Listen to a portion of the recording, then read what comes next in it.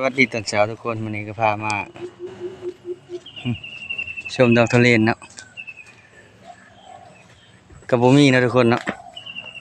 บ่หลายเนาะยังไม่ลงคะแนนเนาะดอกทะเลนก็พอได้แตงน้ำมูอยู่เนาะพอได้แตงได้โยงน้ำมูอยู่ทุกคนเอ้ยเริ่มกำลังออก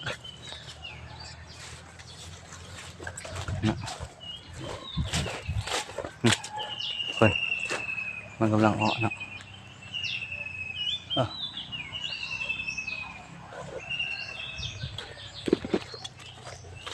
กำลังออกทุกคนเอ้ย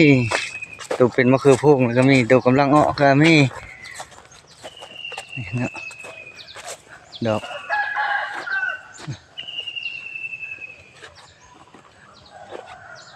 กเลนดอกทุเรียนอันนี้